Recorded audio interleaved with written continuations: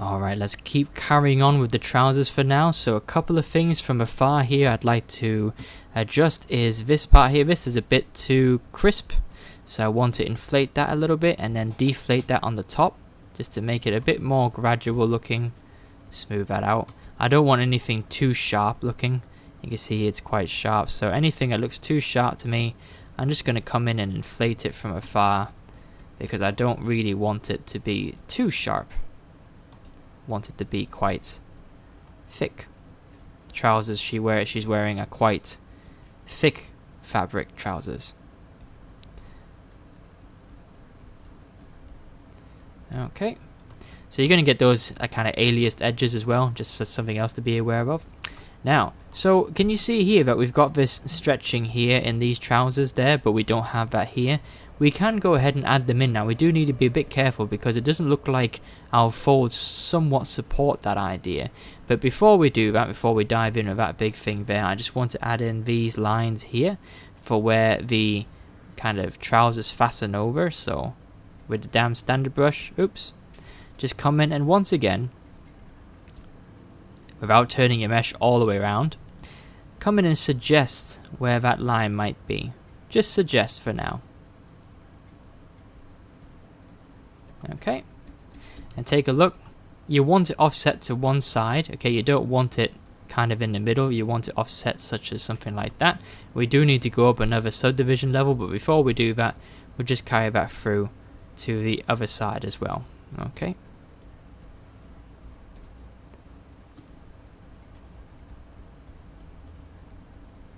And then smooth it out. We just want to suggest it.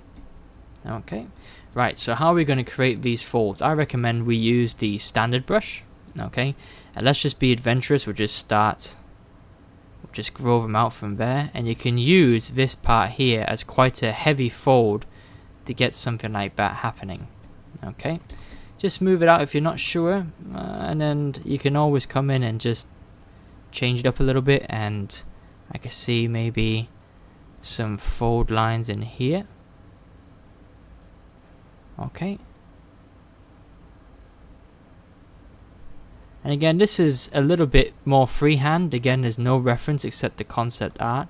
But as you become more and more experienced with ZBrush, you become more confident with just doing these yourself.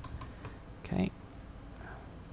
That's not to say don't look at reference. Always do, of course, look at reference. But sometimes you can just kind of create artistic, I guess, choices and folds instead. Okay. Now, there's one thing I want to change about this one here.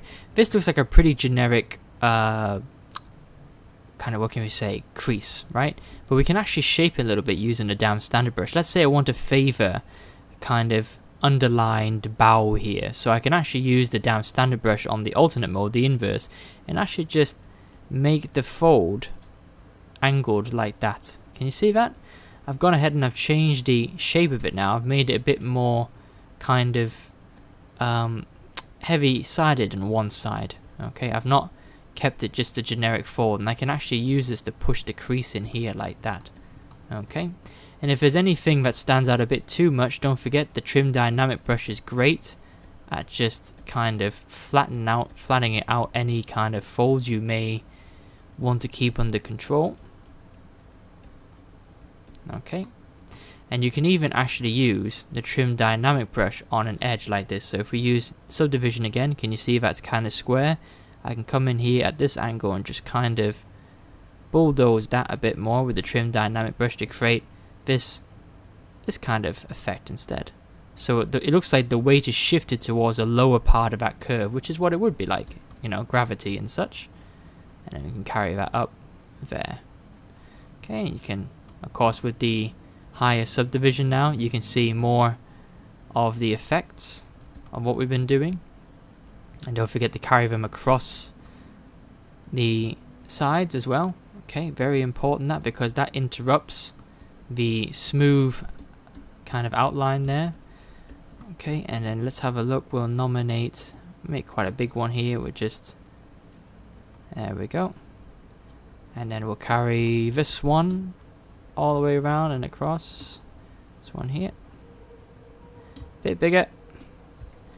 Smooth it out and make it a bit bigger. Okay, something like that. And keep kind of going. And then, okay, let's bring the smooth brush up a little bit, because now we're in a higher subdivision level, so we can afford to be a bit more heavy-handed with the smoothing brush. Okay, and there we go. So like I did for that one there, I can use a damn standard brush to do the same with these. So maybe I want to favor a lower hanging part there like that, so I can change that with the damn standard brush, make it look like it's favoring the lower part of the fold and kind of hanging down. So the damn standard brush is really a lovely brush. I remember using ZBrush when that wasn't a standard brush, and oof, as soon as that was introduced, it quickly became my favorite brush to use, because it just does so much. It really does. It just kind of exaggerates and emphasizes things where really before it was quite hard to do. You had to use a slash brush, which I still use every now and then, but the damn standard brush is my go-to brush. I only ever use a slash brush now if the kind of damn standard brush isn't quite having the effect I want it to have for whatever reason.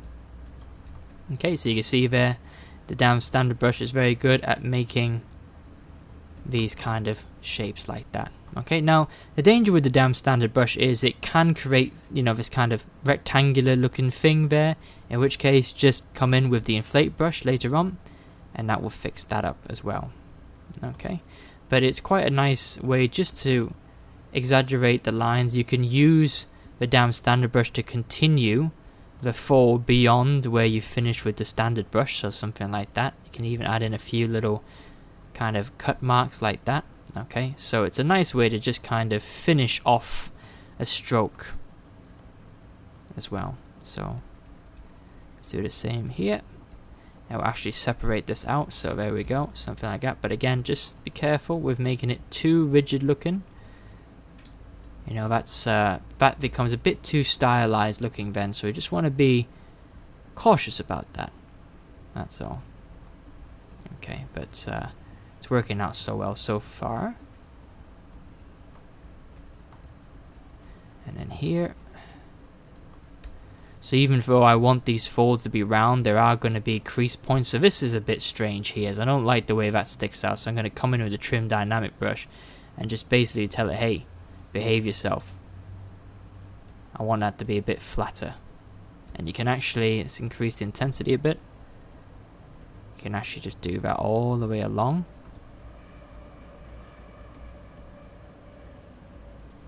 Smooth that out. So now we've got a bit more of a not such a strange looking edge anymore. Okay, we've got a bit more of a sensible looking edge, and then you could also do that here and around there. Okay, make those adjustments as you see fit, and just a few.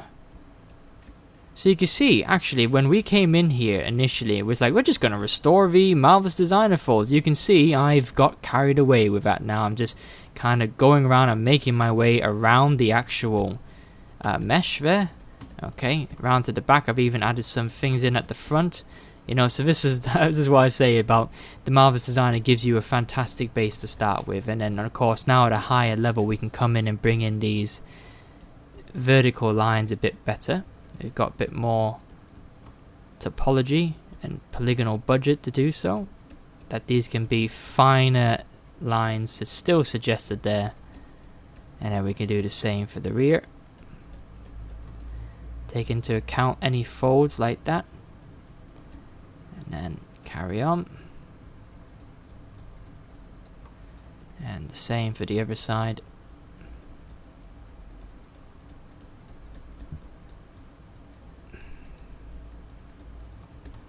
Okay. Right, and now with that sort of done, we've got the main folds here. We can actually go ahead and finish off what we started here.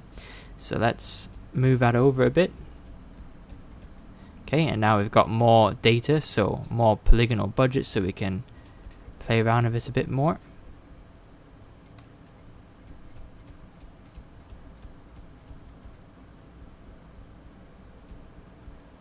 So, and continue that line underneath there.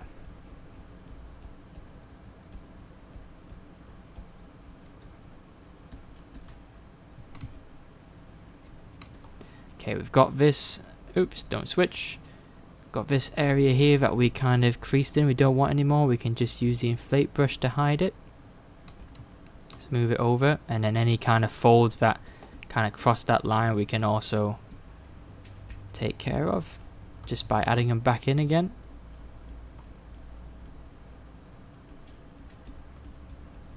Okay.